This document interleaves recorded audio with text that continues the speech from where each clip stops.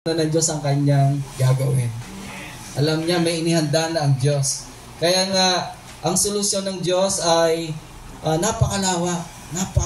Ahead of time talaga. Finish na yon. Kaya sabi niya, sa bahay ng aking ama ay maraming tahanan. Nung English, mansion. Nung Tinagalog, tahanan.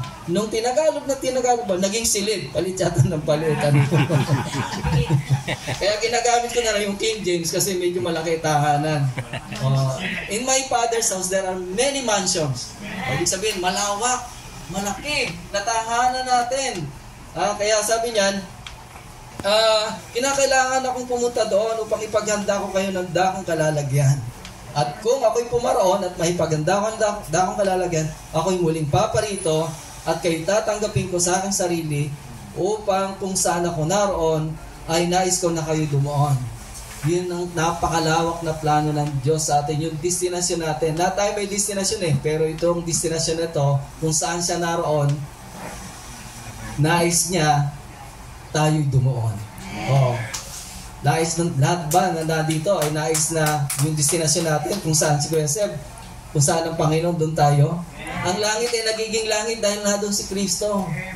Kahit nga dito, ang Panginoon kasama natin, na sinasanay na tayo, na magpuri, magpasalamat. Sabi nga ni Kuya ni Kuya Rom, puri lang tayo ng puri. Kaya napakasaya. Si Ate Mel, alala ko, ako din yung sa uling bahagi, nag-ceremony din ba na ganito? Alam mo, sa totoo, talagang pamilya ko na sila. Si Kuya Seb, hindi masyado kaming show Pero, nandito, nagpe-pelos kami, nagbabanding. At naging teacher ko din, talagang marami lang natutunan mga counsel niya. Lalo na yung meekness. Talagang totoo yun. Kaya minsan, nagkaroon kami katuwaan. Sabi, marunong ka bang maggawa ng yung coconut sap? Sabi ko, hindi po. Pero kaya gusto ko matuto. Ito ang ginawa namin. Nagpumawa kami ng marunong. Akit kami.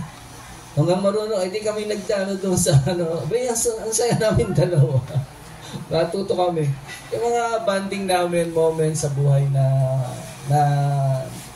pinagsamahan namin. At kung siya ngayon ay nandito na tatayo sa atin, matutuwa sa atin yun. Kumbaga tayo nga, gusto pa natin i-extend lalo mga napakinggan ko ng mga gabi-gabi. Parang talaga ang sarap pakinggan. Talagang gusto pa natin i-extend at tayo makagawa pa at mabigyan natin ng panibago pang bonding o moment sa buhay ni Kuya Seb.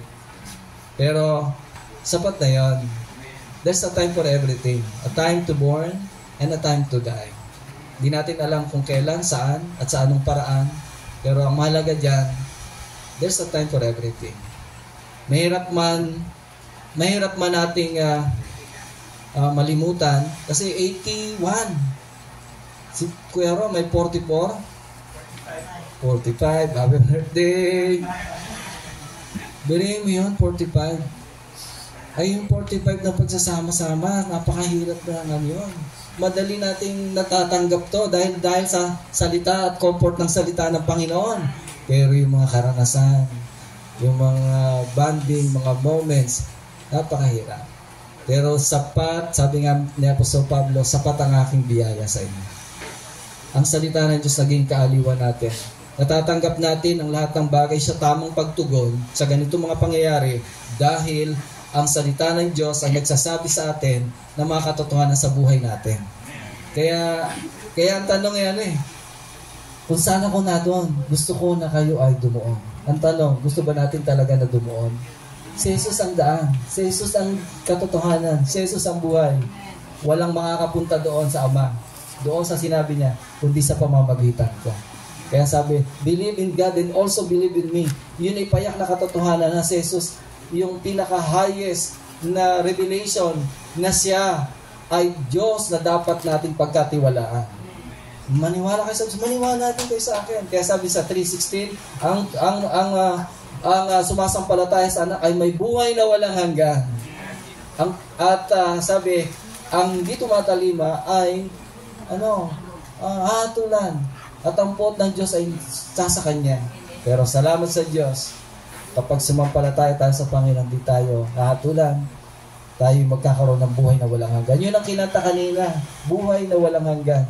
Kaya, celebration talaga eh. Marami na po akong nailib eh. Meron pa po sa bundok, bisunahan tayo. Talagang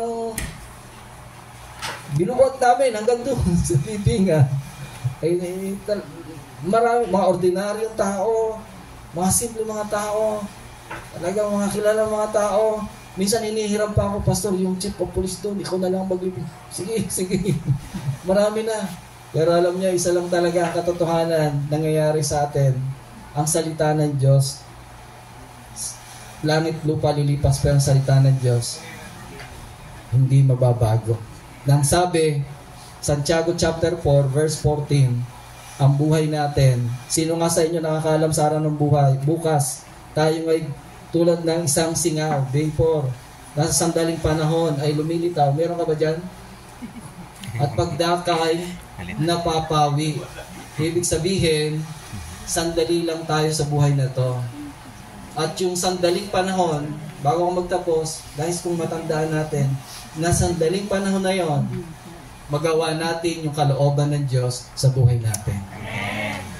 Sabi, ang sanlibutan ay lilipas, at ang pita ng laman, ang pita nito, pero ang gumaganap ng kalooban ng Diyos ay mamamalagi, magpakailagpanan. Kaya purihin ng Diyos. Sa umagang ito, talagang adon, ang salita ng Diyos umaaliw, nagbibigay sa atin ng kagalakan, kalakasan, at pinakamaganda niyan, talagang yung dalawa ni Kuya Seb, di Ate Mel, ay nato na nag-uusap. At napakasaya ng moments nila ngayon.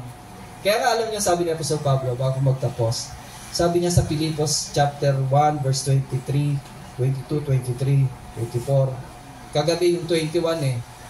Sabi niya, for me to live is Christ and to die is gain. Pero pag binasa mo pababa yun, hinila mo pababa yung talata, sabi niya, nagigipit ako magkabi-kabila.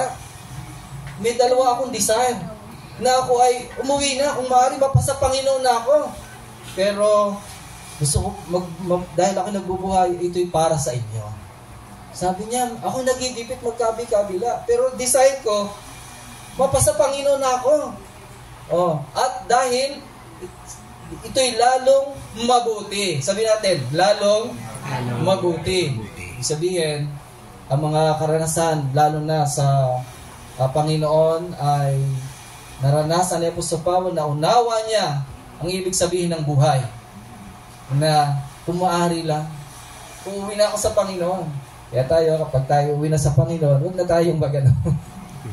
Kaya minsan isang hari, uuwi sa kukunin ka na ng Panginoon, ayusin mo ng buhay mo, pamilya mo, kukunin ka na ng Panginoon. Abay, dumipa sa pader. Sabi niya, Panginoon, nalalahanin mo pinaglingkod ko sa iyo. Sabi sa propeta, balikan mo ngayon. Tapalan mo ng dahon sa likod. Abay, gumaling. Binigyan siya ng extension, 15 years. 15 years. By no 15 years, nalungi-lungi na yung buhay niya, napalungi lalo yung buhay niya. Abay, pag tayo kukunin ng Panginoon, sabi ni Apostol Pablo, kung sa akin lang, gusto ko na sa Panginoon. Yun ang lalong mas mabuti. Pero magpapatuloy ako nabubuhay para sa inyo. Ibig sabihin, mayroon tayong purpose kung bakit tayo nabubuhay sa buhay na ito. Kaya purihin ng Diyos sa umagang ito, sa kanyang kabutihan, magsama-sama tayo sa kanyang kabutihan. At tayo mananalangin sa lugar na to. Ang presensya ng Diyos ay lagi nating mas maranasan sa pamamagitan ng kanyang salita na umaaliw sa atin. At pag-pray natin, si Ate Sel at si Kuya Rom. Pwede ba kayo unayan dito sa una? Praise God. Thank you, Jesus. Dahil natin tumayo sa harapan ng puntod ng ating minamahal na kapatid, ang tawag ko talaga niya, ang tawag ko sa kanya. Kasi siya rin nagsabi sa akin, Kuya Sep na lang tawag mo sa akin. Hindi ko malang yun talaga, Kuya Sep talaga. Kaya pag-pray natin sa harap ng ating magulang, minamahal na Kuya Sep, alam niyo, nagpapahanag ang Diyos sa katawan. Dahil ito'y obrang maestra. Hinubog niya sa kanyang mga kamay at hiningan yung butas ng ilong at yung lupa, yung alabok at nagkaroon ng buhay, katawang may buhay.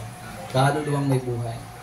Kaya yung pagpapahalaga nila, ganoon din yung pagpapahalaga natin ng karangalan ay may ukol sa Diyos na may lalang at lumikha sa katawang ito. Dahil siya nagmamayari nito eh. At yung nakatira dito ay nasa Panginoon na. Pero itong katawang ito sa pagpapahalaga niya, ito din yung babalik eh. At ang sabi isang kanta, ang isang scars lang yung tawag yan, pilat na matitira doon sa langit. Ang lahat ng pilat, sabi lahat ng ating mga luha papawiin, mga sakit, mga nararamdaman natin, mga pigati. Pero yung isang pilat lang ang matitira sa langit.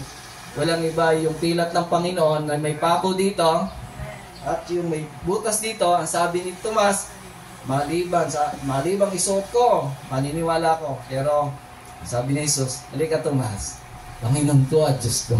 Nakita niya, ayun lang ang matitira. Kaya purihin ang Panginoon. Ipipray tayo. Pwede niyo iwan natin yung kamay sa kanila. I-bless natin sila. Aming Diyos, aming Ama, kami nagpapasalamat sa buhay ng pamilyang ito. Si Ate Mel na iyong lingkod, si Kuya Sed na iyong lingkod. Yung purpose nila sa buhay na ito, naganap nila. Natapos nila ang lakbayin, ang takbuhin sa buhay na may pagkatagumpay, may pananampalataya, nagpatuloy na ipinakipaglaban ang salita ng Diyos at nag-akin ng mga kaluluwa. Panginoon, salamat po sa buhay.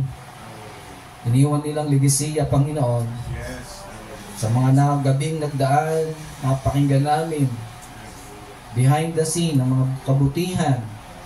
Kaya ang sabi mo sa Revelation chapter 14 verse 13, ang mga mapapalad ang mga nangamatay sa Panginoon sapagkat yung kanilang mga gawa ay susunod sa kanila. Kaya Panginoon, I pray sa buong pamilyang ito, ang iyong pagpapala, O Diyos, ang kaaliwan ng Banal na Espiritu Santo, ang kalakasan. Lord, alam namin na sila'y nanampalataya sa iyong pangalan. At ang iyong kabutihan ay natatamasa nila ang iyong pag-ibig. Dito sa lahat, Panginoon, ang comfort mo, Holy Spirit, sa buhay nila, Panginoon. Celebration ito sa langit, ganoon din sa amin. Pero hindi namin naiwasan, Diyos, ang nadoon, ang kirot sa puso namin, dahil hindi ganun kadali pala. Pero pinaparanas mo yan sa amin, dahil merong naghahantay, na sabi hindi may kukumpara, na kaluwalhatian, na mahayag sa amin, at hindi narinig ng aming dahinga, hindi pumasok sa aming puso ang mga bagay na inihanda mo sa amin. Kaya sa umagang ito, Panginoon, turuan mo pa kami maging malakas, matibay, hanggang sa pagsalubong namin sa iyo. I-bless mo po ang magkapatid na to, ang buong sambayanan nila, Panginoon, at sa ano bang journey ng buhay nila. Inspirasyon namin ang mga magulang, inspirasyon namin ang iyong ginawa, Panginoon, sa buhay nila. Kaya Lord, thank you Lord, kay Ate Sam. Praise God. Salamat po. Nagtibayin siya ng Panginoon. Ang mga ginawa ng mga magulang ay in-impart, Panginoon, sa buhay nila. Salamat po. Napakalaking inspirasyon. Palakasan sa buhay niya, Panginoon. Ang ginawa, Panginoon, sa buhay ni Kuya Seth at Ate Mel. Dumalo ito, Panginoon, sa buhay niya at sa buhay ng bayanan niya, Panginoon. Sa kanyang mga anak. Sa pangalan ni Jesus. Ano din po, Panginoon, kay Kuya Rom. Siya'y napakabuti na naglilingkod sa iyo. I pray, Lord, patuloy mo siyang gamitin. Ang inspirasyon lagi ng kanyang paglilingkod, yung pagmamahal talaga sa iyo at sa kanyang mga magulang. Lord, alam namin, O Diyos, yung honoring the parents, the father, mother, Panginoon, nakita namin sa buhay niya. Kumari lang talaga, magtagal pa, pero na doon, may purpose ka, Panginoon. Lord, hindi, lagi na sinasabi, hindi siya nag-iisa, kundi kasama ka niya lagi. Salamat po, Panginoon, sa buhay ni Kuya Ron, sa kalakasan, inspirasyon, comfort mo sa kanya, at yung purpose mo lagi ay mangyari, yung journey niya sa buhay na ito. Lord, ito po ang aming dalangin sa pangalan ng Jesus. Amen at amen. Pwede ba tayong kumanta ng isang masayang awit?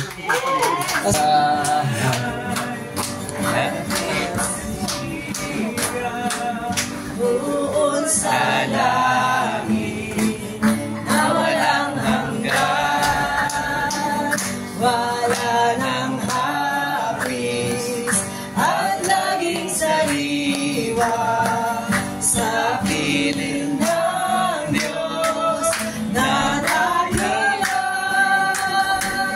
Ako'y may bahay na di nasisira doon sa langit na walang hanggan, wala nang hapis at laging sagana sa piling ng Diyos na mayaman. Wag na maawa sa kalagayan ko, pagkat sa langit ang aking tugon. Pansamantala naglalakbay dito hanggang humantong sa palasyo. Ako'y may bahay na di masisira doon sa langit na walang hanggan, wala nang hapis at laging sariwa sa piling ng Diyos na mayaman, sa piling ng Diyos na mayaman.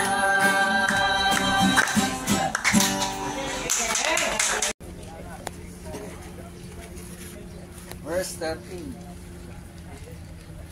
Ngunit hindi namin ibig kayo hindi makaalam, mga kapatid, tungkol sa nangatutulog, upang kayo huwag mga lumbay, na gaya ng iba na walang pag-asa. Sapagkat kung tayo'y nagsisampalatayang si Jesus ay namatay, at nabuhay na magmuli, ay gayon din naman, ang nangatutulog kay Jesus ay dadalhin ng Diyos na kasama niya.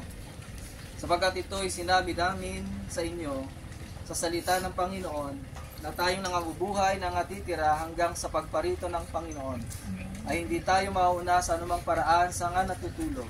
Sapagkat ang Panginoon din ay babuwang mula sa langit, na may isang sigaw, may tinig ng arkanghel, at may pakakak ng Diyos, na ang nangamatay kay Kristo ay unang bubuhayin na maguli. Kung magkagayoy,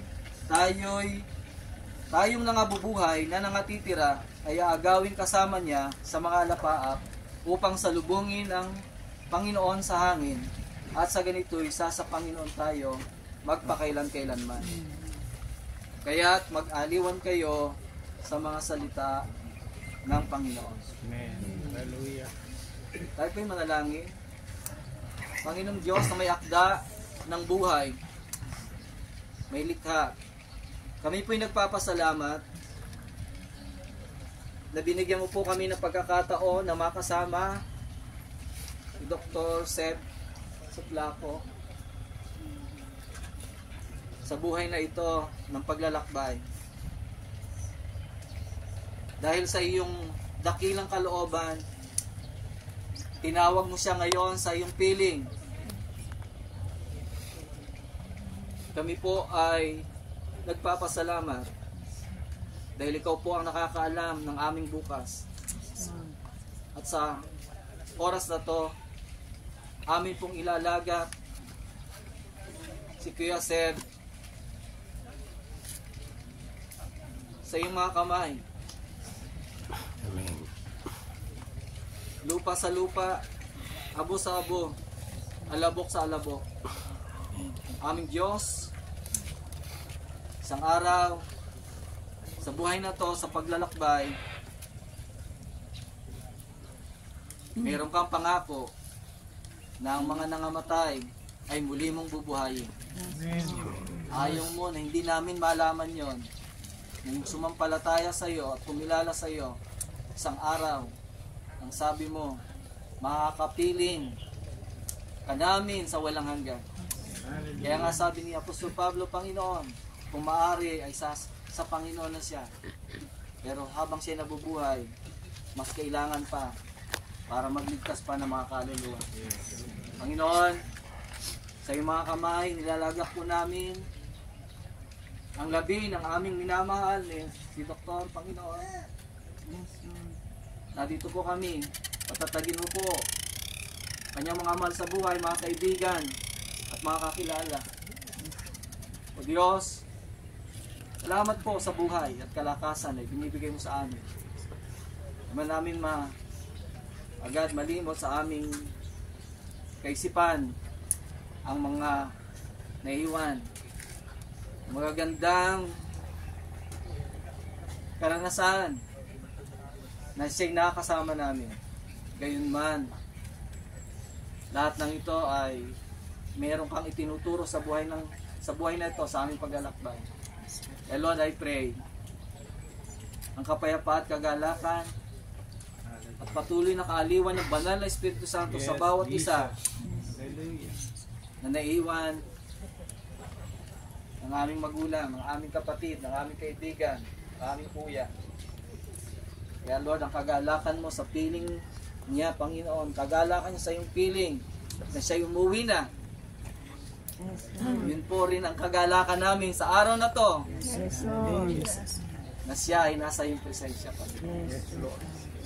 Kaya Lord, amin po itong dinadalangin